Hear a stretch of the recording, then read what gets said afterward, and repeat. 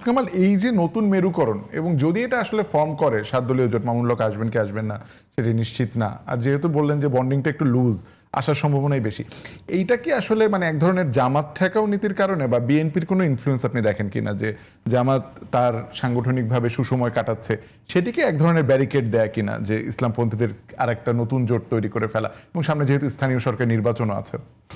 আমি অনেক আগেও বলছি, এখনো বলি, এটা অনেকে হয়তো পছন্দ হবে না। আমি ইসলামের নাম দিয়ে যে রাজনৈতিক দলগুলো আছে, আমি এই প্রক্রিয়াটাকে আমি পছন্দ করি না।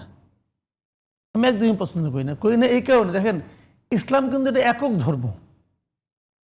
ইসলাম কিন্তু অনেকগুলি শাখা প্রশাখাকে ইসলাম নিজেই অনুমোদন করে না, তাই না? যখন আপনি ইসলাম নাম নিয়ে 10টা দল করবেন, তখন আপনি নিশ্চিতভাবে ধরে রাখেন এর মধ্যে ম্যাক্সিমাম, সর্বোচ্চ সংখ্যক যদি আমি ধরি, সঠিক দল একটা।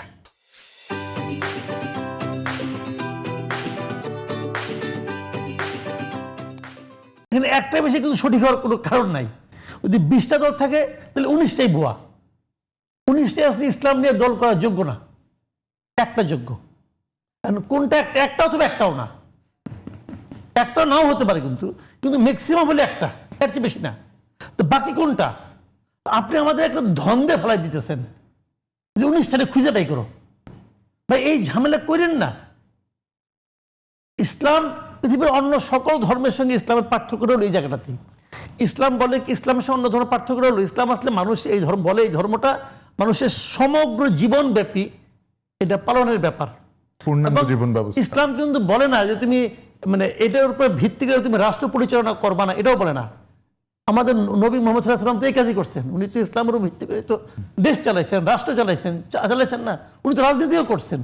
তো এটাকে ইসলাম অস্বীকার করে না। কিন্তু সমস্যাটা হলো, যদি একটা দল হইতো তাহলে আমরা বুঝতাম না, ঠিক আছে, তাহলে বোধহয় ঠিক আছে, কারণ আমি তো বুঝবো না, আমি তো পাবলিক, তাই না? তাহলে আমি বুঝবো কি দিয়া? বড় জোর আমি বুঝবো হলো ব্যক্তিটাকে দিয়া, যে কে বলতেছে তাকে আমি কি দেখি, তারই দেখে আমার কেমন লাগে। সে যদি ভালো হয় তাহলে হয়তো তার দলটা ভালো হবে। এটা কিন্তু আমাদের মতো ছোট মানুষের জন্য সহজ পদ্ধতি। রাসূল সাল্লাল্লাহু আলাইহি ওয়াসাল্লামকে দেখেই তো মানুষ ইসলাম, হ্যাঁ, সহজ পদ্ধতি। তো এইটা দেখে আমরা আবার আরো ঝামেলা পড়ে যাই, তখন তো তাকাইতে হয় যে গাজী নজরুল ইসলামকে দেখি, বিরাট ঝামেলা। এখন ওইটা তো ইসলাম না রে ভাই, তাহলে আমরা কি করবো, কোন দিকে যাবো? কাজে আমি এই জন্য এইটা আমি পছন্দ করি না। দেখেন, এই যে আমাদের যে এই হেফাজতে ইসলাম, ওনারা দল করেন। ইসলামে কিন্তু অন্যতম বড় একটা বৈশিষ্ট্য হলো কি আপোষ না করা। তারা আপোষ করে নাই, বলেন আপনি।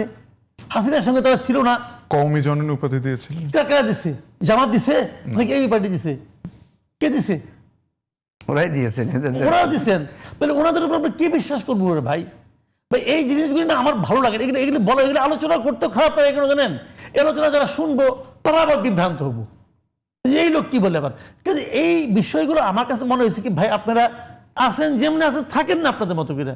সব জায়গায় আপনার আসতে হবে কেন? এটা আপনার জায়গা না। মুজিবুর রহমান মঞ্জু তো বলছেন যে অনেক মানুষ তো ইসলামী শাসন ব্যবস্থা চায়, সেটি তো আসলে মানে প্রতিষ্ঠা করবে কারা যদি রাজনীতি? কোনটা বলেন আপনি?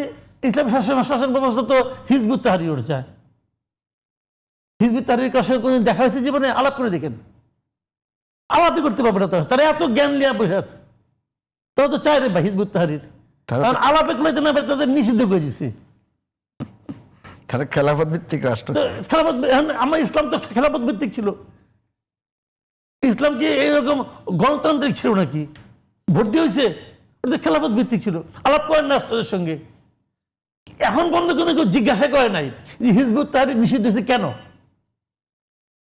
একটা মাত্র কারণ পাওয়া যায়। সে কারণটা কি জানেন?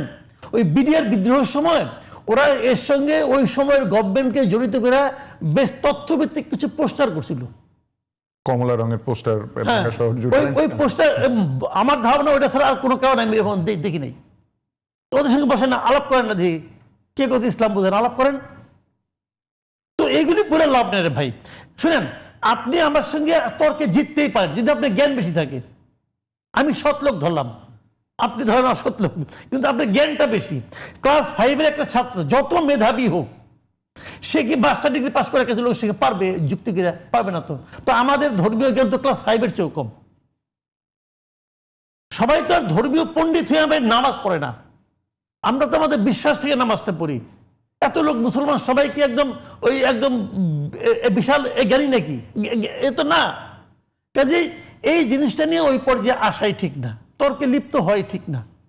আমার কথাটা হলো কি, ধর্মকে ধর্ম থাকুক, ধর্ম মানুষের জীবন আচরণ, মানুষের বিশ্বাস, এই বিশ্বাসকে এই রাজনীতির পথে আনার দরকার নাই।